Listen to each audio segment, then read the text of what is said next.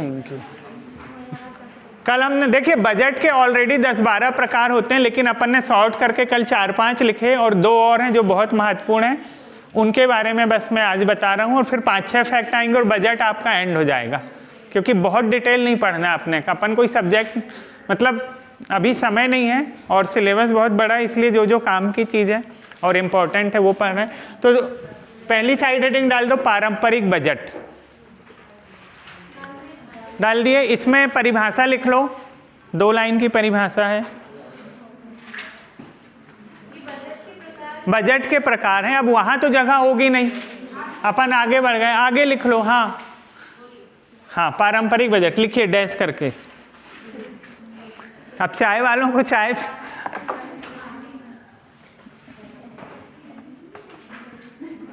हो गई चाय।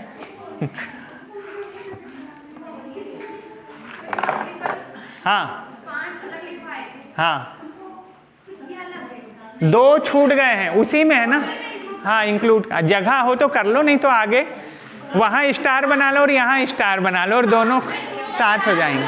हाँ, पर साथ से कोई मतलब नहीं आप लोगों को। बजट होते हैं 15-20 प्रकार के, आप लोगों के लिए बता रहा हूँ। जीएस वाले 15-20 प्रकार के होते हैं। अपन जो मुख्य होते हैं वो, क्योंकि जीएस में ये क्वेश्चन नहीं आएगा बजट के कितने प्रकार हैं, ऐसा नहीं आता। वो कहाँ आता है? सब्जेक्ट में आता है। अपने को केवल जैसे जीरो बजट क्या है ये पूछेगा, जेंडर बजट क्या है, इसकी शुरुआत कहाँ हुई, सबसे पहले कहाँ प्रस्तुत किया गया था, ये फैक्चुअल चीज़ें आती हैं।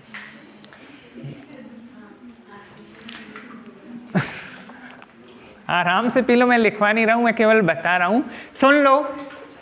ये होता है नाम से स्पष्ट है, ऐसा बजट जो परंपरा से चला आ रहा है। परंपरा मतलब बहुत प्राचीन समय से, ठीक है। और इसमें क्या होता है, हमारे देश में मैंने आपको 2 दिन पहले 3 चीज़ें बताई थी, कार्यपालिका, विधायिका और न्यायपालिका, याद है ना?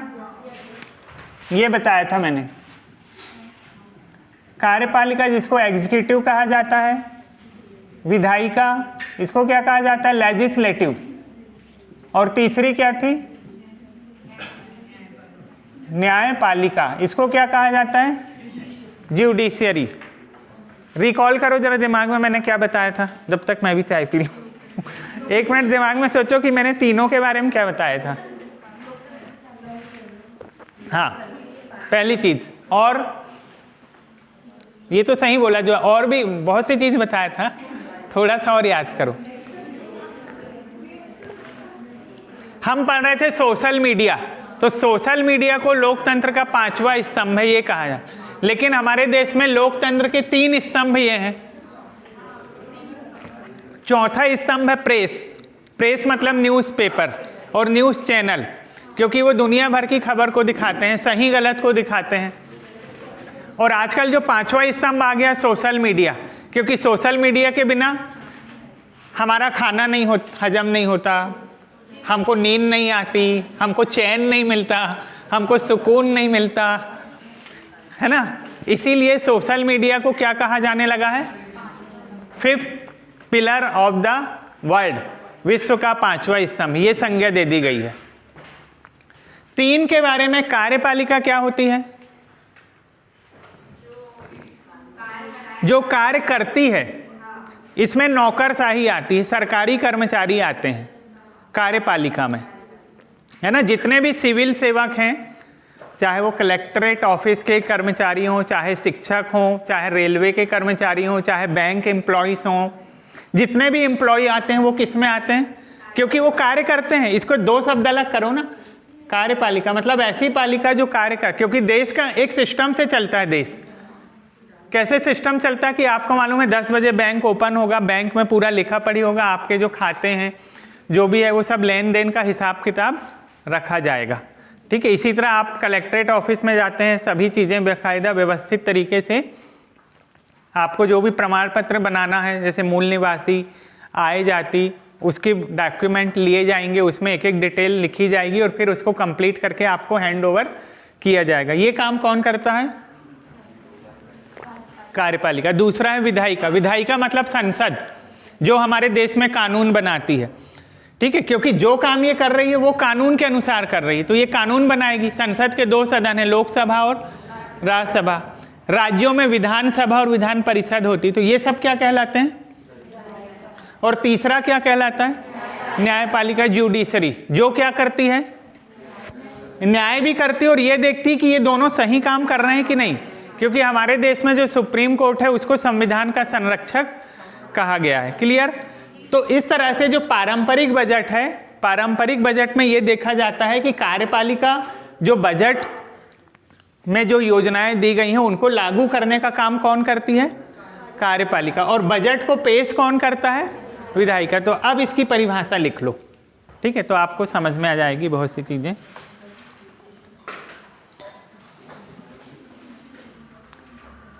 पारंपरिक बजट, पारंपरिक बजट में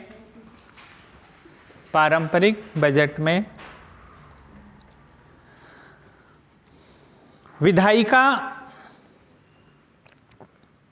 कॉमा लगाओ, कार्यपालिका पर नियंत्रण स्थापित करती है। विधायिका, कॉमा, कार्यपालिका पर नियंत्रण स्थापित करती है। पारंपरिक बजट में विधायिका, कॉमा लगाना है, कार्यपालिका पर नियंत्रण मतलब कंट्रोल स्थापित करती है। तथा, एक लाइन और, तथा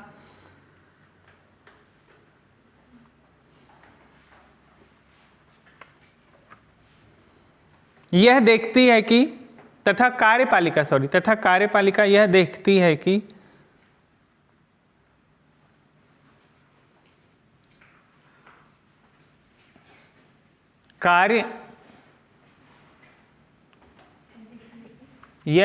है कि कार्य फंक्शन मतलब इसमें सही तरीके से पूर्ण किए जा रहे हैं या नहीं। सही तरीके से पूर्ण मतलब पूरे किए जा रहे हैं या नहीं, बस इतना ही है। इस परिभाषा को आप एक दो बार पढ़ो, फिर हम अपन और समझते हैं, समझ में आएगा।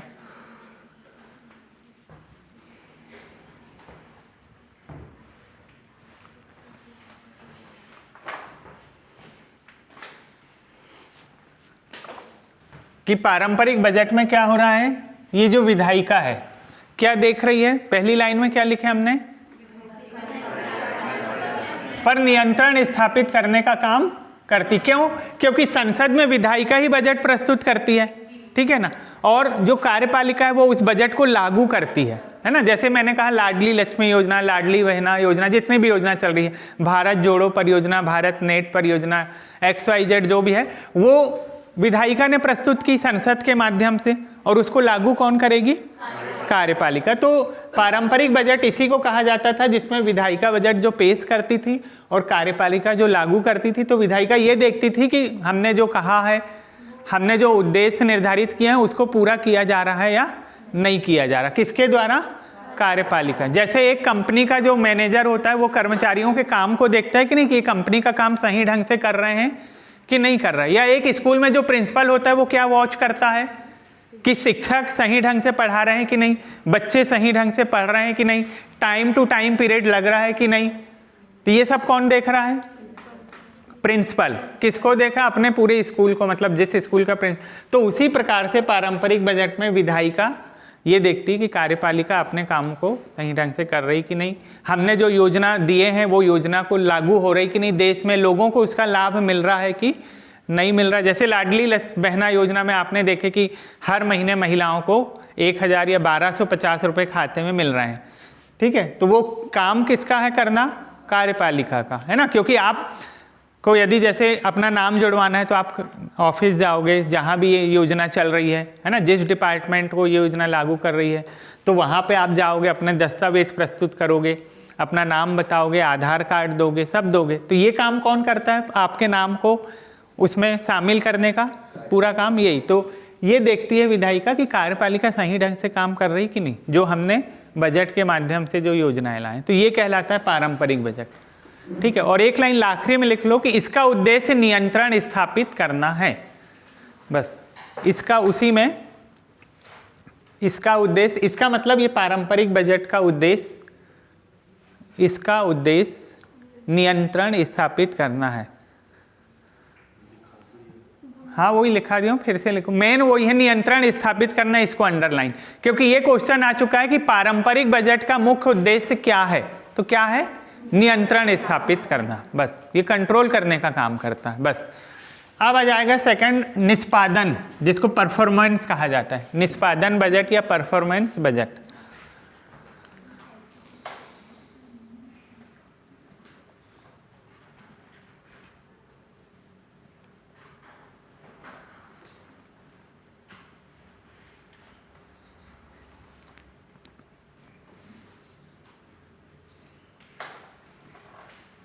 हाँ इसमें लिखिए, पहले 2 लाइन लिख लीजिए। इस प्रकार के बजट में, इस प्रकार के बजट में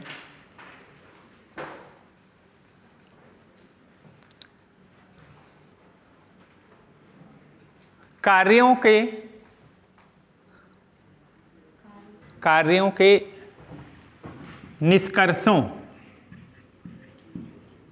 निष्कर्षों ऑब्लिक परिणामों लिख सकते हो आपको, कार्यों के निष्कर्षों या परिणामों को आधार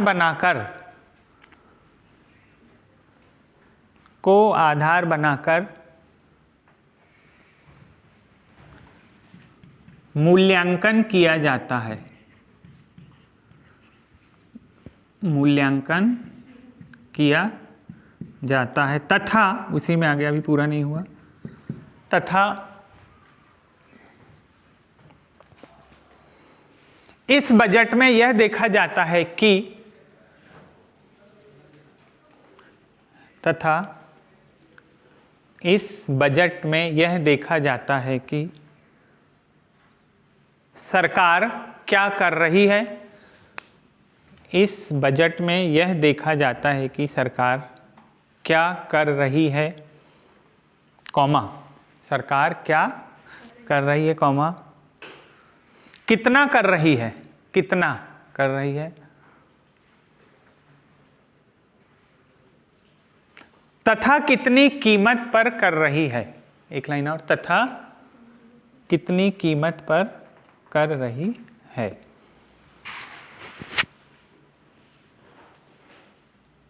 फुल स्टॉप। अब इसको भी पढ़ लीजिए, इतना ही है, मतलब परिभाषा इतनी है इसकी।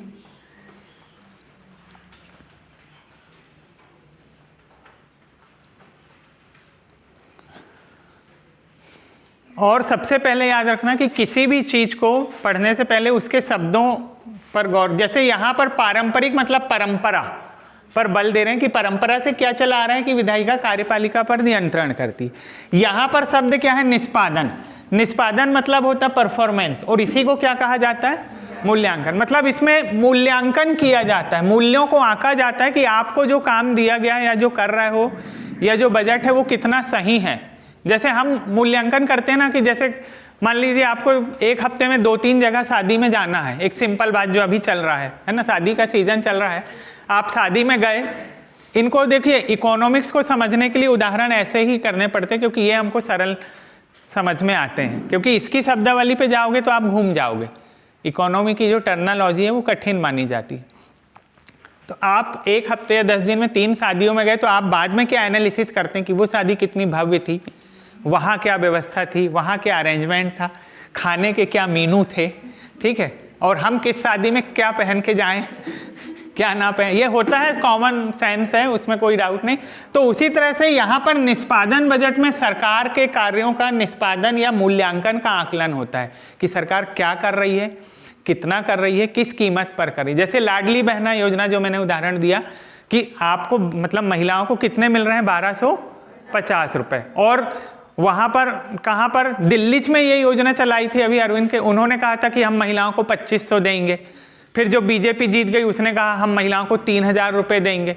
तो हम क्या करते हैं, इस चीज़ का मूल्यांकन करते हैं कि नहीं। तो ये जो निष्पादन बजट है इसी मूल्यांकन या परफॉर्मेंस पर डिपेंड करता है कि सरकार के कार्यों का मूल्यांकन किया जाता है। तभी तो आप सरकार को चुनते हो ना, कि सरकार यदि अच्छा कर रही है तो आप उसको फिर से वोट दोगे और फिर से सरकार बनाओगे, और अच्छा नहीं कर रही तो आप बदल दोगे। जैसे ये कहा गया कि शिवराज सिंह चौहान का जब चुनाव था, ठीक है, चुनाव के समय उन्होंने क्या कहा था, ये लाडली बहनी योजना ने उनको पलट दिया था, मतलब उनकी सरकार को जिताने में महत्वपूर्ण योगदान दिया, क्योंकि उन्होंने अचानक से इस स्कीम की घोषणा की और महिलाओं को हर महीने काय की घोषणा की, राशि की, हाँ पैसे की। और इस योजना के कारण ही शिवराज सिंह चौहान की सरकार क्या हो गई, वापस आ गई सत्ता में। नहीं तो 15 साल हो चुके थे, लोग बाग ये कह रहे थे कि अब सरकार बदल जाएगी, अब बहुत हो गया, सरकार बदल जाएगी। लेकिन ये कहा गया कि लाडली लक्ष्मी योजना गेम चेंजर साबित हुई। गेम चेंजर मतलब उसने सरकार के पक्ष में माहौल बना दिया और सरकार को जिता दिया, ये हुआ। तो क्यों हुआ, क्योंकि हम सरकार का मूल्यांकन करते हैं कि सरकार हमारे लिए क्या कर रही है, क्या करेगी, कितना कर रही है, ऐसा होता है। तो निष्पादन बजट में भी वही होता है कि सरकार के कार्यों का मूल्यांकन किया जाता है कि सरकार जनता के लिए कितना कर रही है, या बजट में क्योंकि सरकार कैसे करती, बजट के माध्यम से करती है। अभी जैसे आपने देखा 1 फरवरी को निर्मला सीतारमण ने बजट पेश किया, तो बजट में हमको क्या मिला, युवाओं को क्या मिला, उद्योगों को क्या मिला, ठीक है, महिलाओं के लिए क्या घोषणा हुई, बुजुर्गों के लिए कौन सी स्कीम चली, ये इसके आधार पर आप क्या करते हो, सरकार का मूल्यांकन। और ये मूल्यांकन ही क्या कहलाता है, एक प्रकार से निष्पादन। तो ये एक ऐसा बजट है जिसमें सरकार के कार्यों का मूल्यांकन या परफॉर्मेंस देखा जाता है और उसके आधार पे फिर हम, तो ये चूंकि बजट का प्रकार है तो इसमें सब चीज़ें किससे जुड़ी हुई हैं, बजट, मतलब इसमें इंक्लूड क्या है, बजट। दोनों को एक बार और पढ़ लो, पूछना है पूछ लो, तो ये हो जाता है। बाकी जो कल हमने 4-5 पढ़े थे वो, और आखिर ये 2 जो पूछे जाते हैं, इसलिए मैंने लिखा दिया क्योंकि इनके बारे में आता है। तो ठीक है, क्वेश्चन कैसा आएगा, सिंपल, कि निष्पादन बजट किस पे आधारित है। तो किस पे आधारित है, सरकार के हाँ निष्कर्षों पे या परिणामों पे या मूल्यांकन पे, ऐसा इस पे आधारित। और ये पारंपरिक बजट तो ये नियंत्रण पे स्थापित है। इसमें क्या हो रहा है कि विधायिका कार्यपालिका के कार्यों पे नियंत्रण स्थापित कर रही, क्योंकि हमारे देश में जो कार्यपालिका है वो बजट को लागू करती है, ठीक है। और यहाँ पर सरकार के कार्यों का मूल्यांकन निष्पादन या परिणामों या मूल्यांकन के आधार पे किया जाता है, ठीक है। तो ये हो जाते हैं आज के 2 बजट। कल हमने पढ़े थे तो वो आपको याद होंगे ही, फिर से देख लो क्या पढ़े थे। सबसे पहले हमने क्या देखे थे, संतुलित। संतुलित में आय और व्यय का संतुलन होता है ना, ना आय ज़्यादा होती ना व्यय ज़्यादा होता है, दोनों बराबर होते हैं, बैलेंस होते हैं। फिर दूसरा हमने देखे थे, हाँ अधिशेष। इसमें क्या हो रहा था,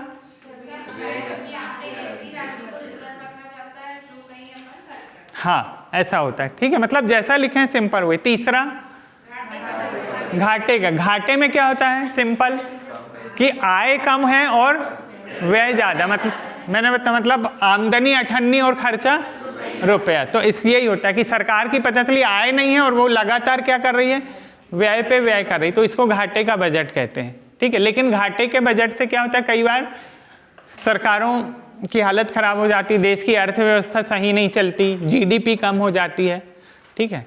फिर तीसरा अगला शून्य आधारित, जीरो बेस्ड, की सरकार जितनी भी नई योजना शुरू करेगी उसको कहाँ से शुरू करेगी, जीरो से देगी, मतलब फिर से नए सिरे से योजना नहीं बदलेगी। योजना में आपको जो पैसे उपलब्ध कराएगी विभाग को, संस्था को, वो कहाँ से कराएगी, शून्य से, जीरो से। और फिर जेंडर, नाम ही है लिंग आधारित, क्योंकि वो इसलिए शुरू किया गया था देश की महिलाओं के उत्थान के लिए या प्रगति के लिए, क्योंकि हमारे देश में आधी आबादी महिलाओं की है और आज भी महिलाएं कैसी हैं, उपेक्षित हैं, शोषित हैं, पिछड़ी हुई हैं, ठीक है। ये पिछले 5-10 सालों का कंक्लूजन है। आज की स्थिति थोड़ी सी ठीक है पर बहुत अच्छी नहीं है, क्योंकि अभी भी सबसे ज़्यादा जो अत्याचार होते हैं वो किसके साथ होते हैं, नए नए प्रकार के अपराधों ने जन्म ले लिया। आजकल साइबर क्राइम बहुत होने लगे हैं, और साइबर मतलब महिलाओं को भी नए तरीकों से अपराध में प्रताड़ित किया जा रहा है, इस प्रकार से। तो इसीलिए ये जो जेंडर बजट है 1984 में सबसे पहले ऑस्ट्रेलिया में शुरू किया गया था, ये क्वेश्चन आ चुका है।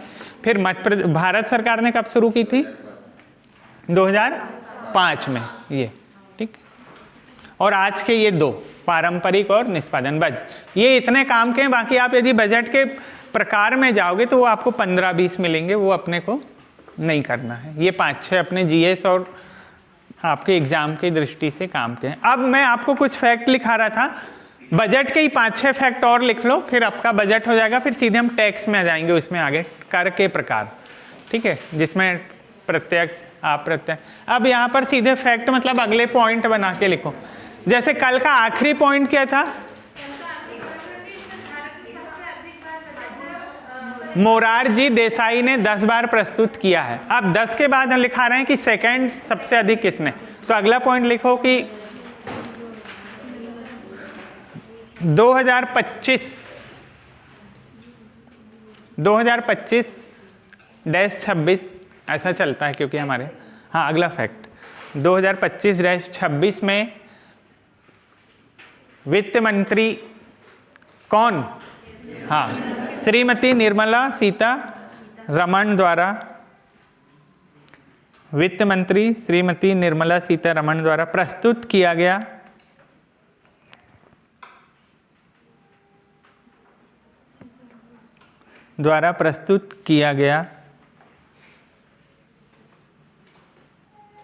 बजट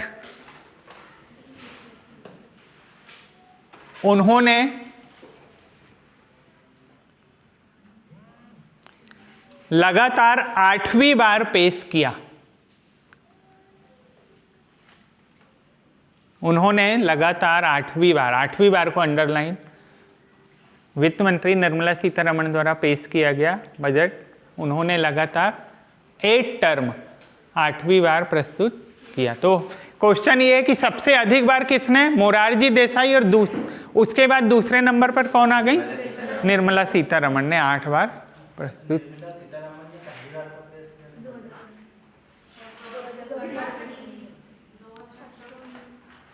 2019 से लेकर 2025 तक 6 हो गए, और बीच में उन्होंने मिड टर्म का प्रस्तुत किया था। इस प्रकार से कितने हुए थे, पूरे लाइन से लिखना है क्या, हाँ मिड टर्म में ये होता है कि बीच में आधी से वो आता है कि जैसे जो चुनाव होते हैं तो चुनाव के पहले सरकार के पास ये, चूंकि सरकार है, वो सरकार को क्या जिम्मेदारी रहती है कि वो देश चला रही है, वो क्या कहलाती है, विधायिका का अंग होती है सरकार, है ना। क्योंकि आपको मालूम है कि हमारे देश में संसदीय शासन प्रणाली है, उसके अनुसार राष्ट्रपति जो है वो नाम मात्र का प्रमुख है, और पूरी शक्तियां किसके पास होती है, प्रधानमंत्री और उनकी सरकार। तो वो बीच में यदि सरकार को लगता है कि हमको चुनाव से पहले बजट प्रस्तुत करना है, तो बीच में मिड टर्म बजट वो कहलाता है कि ऐसा बजट जो निश्चित समय तो है कि हमारे देश में प्रति वर्ष 1 फरवरी को आम बजट प्रस्तुत किया जाता है, लेकिन यदि फरवरी से पहले सरकार को जरूरत पड़ जाए चुनाव की दृष्टि से, तो वो जुलाई में उन्होंने बजट पेश किया था, तो वो कहलाता मिड टर्म। तो इस प्रकार तो उन्होंने पहला बजट, ये डेट लिख लो नीचे जो आप कह रहे थे, वहीं लिख लो ब्रैकेट में कि वित्त मंत्री द्वारा पहली बार बजट 2019 में प्रस्तुत किया गया था, या वित्त मंत्री ने सबसे पहले 2019 में बजट प्रस्तुत किया था या पेश किया था।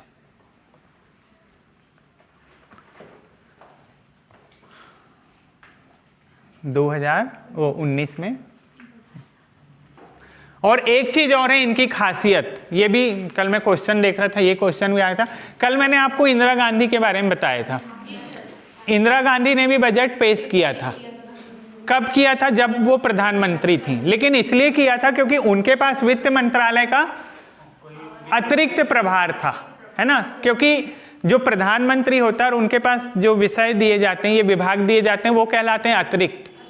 तो वो कैसे थे, अतिरिक्त प्रभार था। लेकिन ये जो वित्त मंत्री हैं इनके पास पूर्ण प्रभार है, क्योंकि ये पूर्ण वित्त मंत्री हैं, है ना। मतलब ये अपने विषय की विशेषज्ञ हैं। जैसे राजनाथ सिंह रक्षा मंत्री हैं, वो अपने विषय के विशेषज्ञ हैं, ठीक है। तो यहाँ पर एक पॉइंट ये लिखना है आपको, तो नीचे लिखना अगला पॉइंट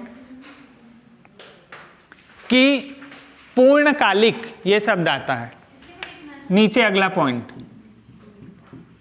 पूर्णकालिक वित्त मंत्री रहते हुए, पूर्णकालिक वित्त मंत्री रहते हुए निर्मला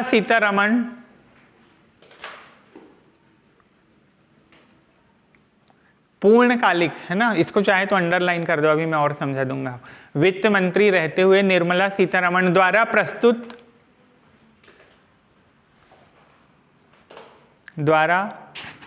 प्रस्तुत बजट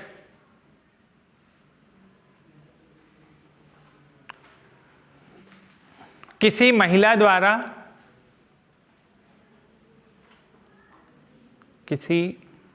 द्वारा प्रथम बार या पहली बार पेश किया गया। किसी महिला द्वारा पहली, या उसको प्रथम लिख सकते हो, पेश किया गया है। बस अब यहां पर पूर्णकालिक शब्द, क्योंकि इसमें कंफ्यूजन करते हैं एग्जामों में ऐसे एक दो शब्द, कि ये पूछा जा सकता है कि बतौर वित्त मंत्री किसने प्रथम बजट प्रस्तुत किया था, किस पहली महिला ने? तो बतौर वित्त मंत्री कौन थी? इंदिरा गांधी, क्योंकि वो साथ में प्रधानमंत्री भी थी। लेकिन ये पूर्णकालिक क्या है? वित्त मंत्री। मतलब ये वित्त मंत्रालय के पूर्णकालिक मंत्री हैं, इनके पास अन्य कोई मंत्रालय नहीं है, तो ये इसकी विशेषज्ञ हैं, है ना। मतलब ये फाइनेंस मामलों की एक्सपर्ट हैं, ये है, क्योंकि इन्होंने MBA वगैरह भी किया हुआ है। इनका जो बायोडाटा दिया आप देखोगे, तो इसीलिए इनको ये मंत्रालय दिया गया, क्योंकि किसी भी मंत्री को जो विभाग दिया जाता है वो उनकी स्पेशलाइजेशन या नॉलेज के आधार पर दिया जाता है। ऐसे ही मतलब उसमें आपका इंटरेस्ट होना चाहिए। जैसे खेल मंत्री को अनुराग ठाकुर हमारे यहाँ के केंद्रीय खेल मंत्री हैं, तो उनको क्यों दिया गया? क्योंकि वो खेलों में थे अपने, जब वो स्कूल कॉलेज पढ़ते थे तो वो उनकी स्पोर्ट्स में रुचि थी, तो उस चीज़ को वो जानते समझते थे, ठीक है, इसलिए उनको दिया गया। तो इसीलिए अब इनको क्यों दिया गया निर्मला सीतारमण को? क्योंकि ये MBA स्पेशलिस्ट, और MBA में फाइनेंस पढ़ाया जाता है, तो इसलिए उनको फाइनेंस की जानकारी है। तो ये कहलाता है पूर्णकालिक, मतलब ऐसा मंत्री जिसके पास वही विभाग होता है जिसका उसका नॉलेज हो। नहीं तो अपने देश में क्या होता है, पता चला आपने किसी को कोई और विभाग दे दिया तो वो अच्छा काम नहीं कर पाते, फिर बदलना पड़ता है मंत्री को। तो ये जो फैक्ट लिखे कि पूर्णकालिक वित्त मंत्री रहते हुए बजट पेश करने वाली वो देश की पहली महिला है या प्रथम महिला है। और जबकि जब पूर्णकालिक नहीं थी उस रूप में कौन थी? इंदिरा गांधी। तो यहाँ पर ये आपको दोनों का अंतर समझ में आना चाहिए, क्योंकि ऐसे क्वेश्चन आते हैं, ठीक है। ये हो गया। और बस अगला पॉइंट लिखो,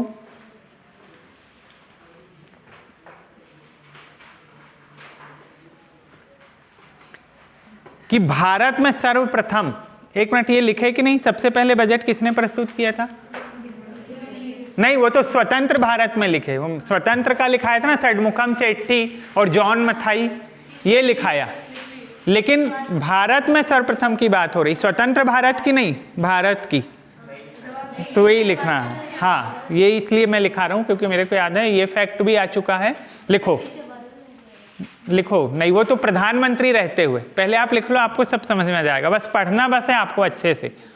भारत में सर्वप्रथम बजट प्रस्तुत करने का श्रेय, भारत में सर्वप्रथम बजट प्रस्तुत करने का श्रेय जेम्स विलियम, ये इसको अंडरलाइन कर लेना, विलियम को है।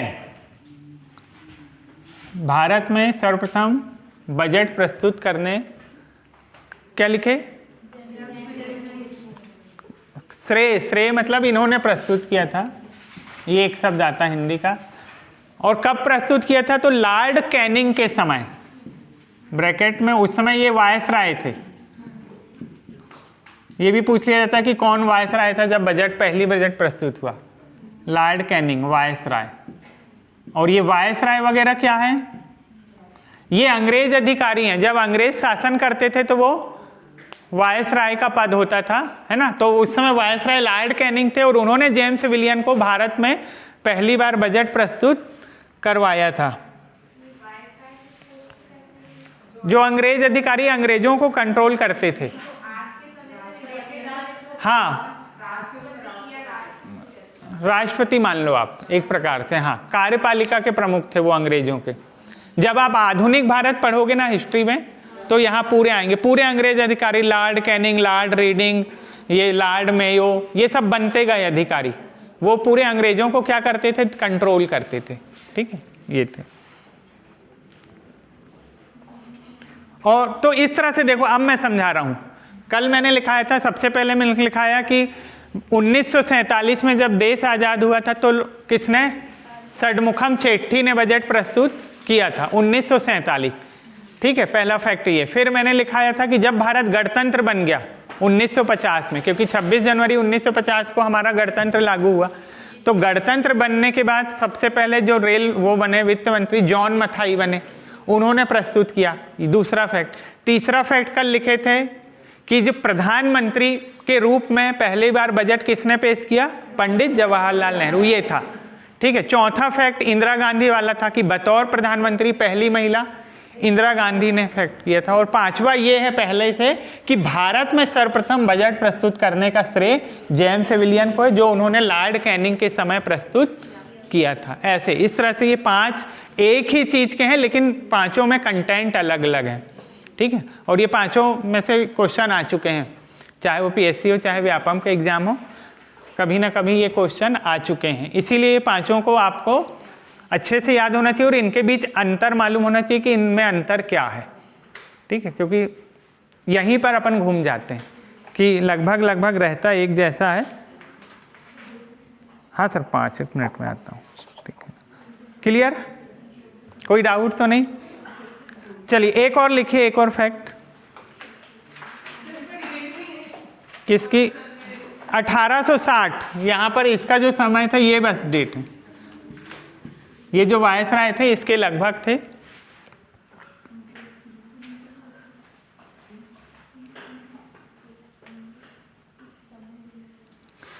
अब कल जो बात चल रही थी रेल बजट और आम बजट, तो उससे रिलेटेड है अगला फैक्ट कि 2017 में, अगला फैक्ट लिखिए, नेक्स्ट पॉइंट, 2017 में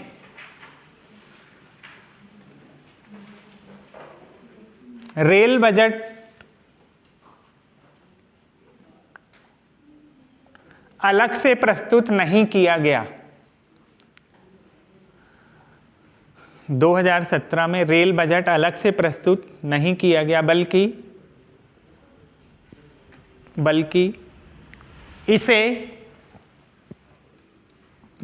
इसे आम बजट के साथ पेश किया गया था। 2017 में रेल बजट अलग से प्रस्तुत नहीं किया गया, बल्कि इसे आम बजट के साथ पेश किया गया था।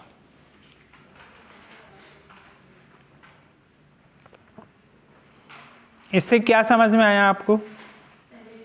हाँ, कि 2016 तक क्या होता था, क्वेश्चन ऐसा भी आ सकता है। ठीक है, तो यहां पर हमको थोड़ा सा प्रेजेंस ऑफ माइंड रखना है कि 16 वाली बात तो हमने नहीं लिखी, लेकिन 17 में हमने क्या लिख लिए? हाँ, कि एक साथ पेश होता था, है ना। तो ये बात भी मैंने कल आपको समझा चुका कि हमारे देश में पहले रेल बजट अलग चलता था और आम बजट अलग चलता था। इसलिए चलता था क्योंकि रेलवे मंत्रालय, रेलवे बहुत बड़ा डिपार्टमेंट है जिसमें लाखों कर्मचारी काम करते हैं। रेलवे को हमारे देश की जीवन रेखा कहा जाता है। इतनी रेल चलती है और इतने लोग सफ़र करते हैं कि लाखों लोग उस रेल में सफ़र करते हैं, इसलिए रेलवे को क्या कहा जाता है? Life line of the Indian, ये भी कहा जाता है। इसीलिए पहले जो रेल बजट था वो अलग से पेश होता था, लेकिन 2016 में सरकार ने निर्णय ली कि अब से रेल बजट पेश नहीं होगा। इसीलिए जो 2017 का बजट आया था वो एक साथ आया था, मतलब आम बजट में ही रेल बजट को समाहित कर दिया गया। तो ये डेट याद रखना कि किस डेट से रेल बजट और आम बजट साथ साथ प्रस्तुत होने लगे। तो किस डेट से होने लगे? 2017 से। तो मतलब समाप्त कब कर दिया गया? तो चाहे ब्रैकेट में लिख लो कि 16 में समाप्त, मतलब 16 में निर्णय लिए तभी तो 17 से लागू किए ना। तो यदि जैसा पूछा जाए आपको 2016 में समाप्त, मतलब इसको अलग कर दिया गया। अब एक क्वेश्चन और है टाइम का, वो भी पूछा जा सकता है। टाइम जो मैंने आपको क्या बताया था कल कि पहले जो बजट था शाम को 5 बजे प्रस्तुत होता था, लेकिन इसको क्या कर दिया गया अब सुबह 11 बजे, अब जो संसद चालू होता है। तो ये भी लिख लीजिए एक और फैक्ट। हाँ, कि अटल बिहारी वाजपेयी की सरकार में वित्त मंत्री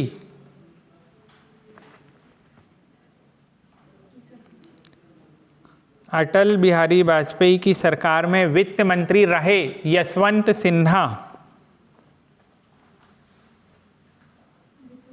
वित्त मंत्री रहे यशवंत सिन्हा ने, अटल बिहारी वाजपेयी की सरकार में वित्त मंत्री रहे यशवंत सिन्हा ने 27 फरवरी 1999, ये डेट है 27 फरवरी 1999 में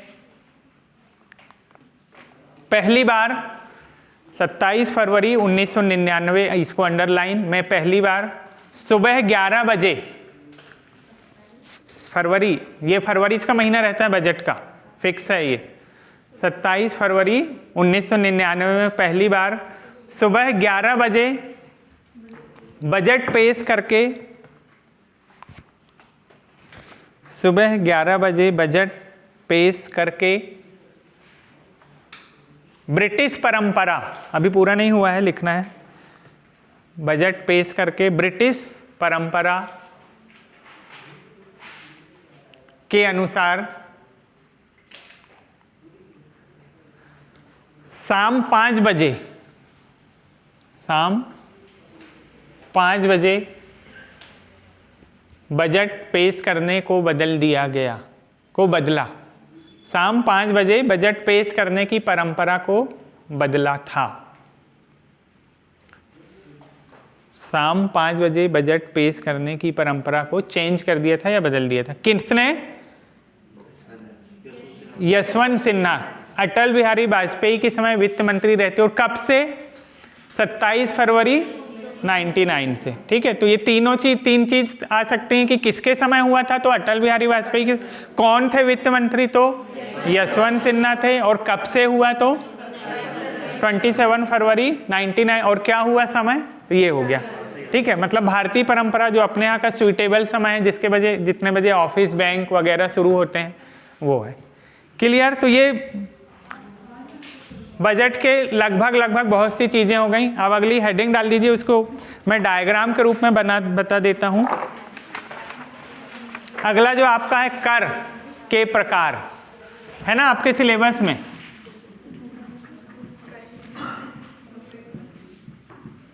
टाइप्स ऑफ टैक्स।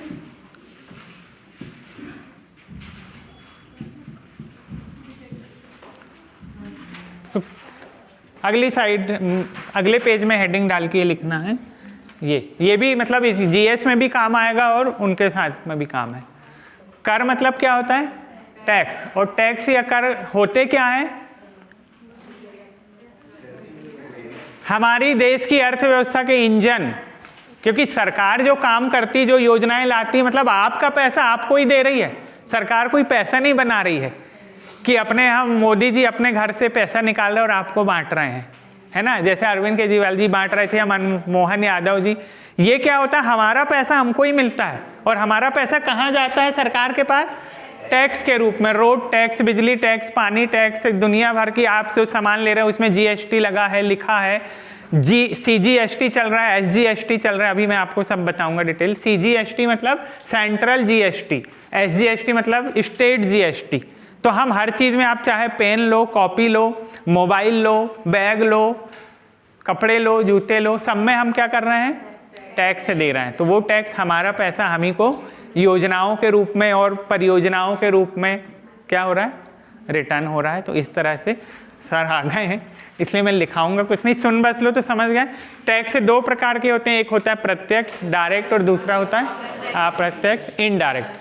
तो कल थोड़ी सी ये करके आना कोशिश कि यदि आपको कहीं टैक्स पढ़ के आओगे तो अच्छा रहेगा। पढ़ाऊंगा तो मैं उसके लिए तो मैं खड़ा ही हूँ यहाँ, बैठता नहीं इसलिए मैं खड़े होकर पढ़ता हूँ। ठीक है, तो थोड़ी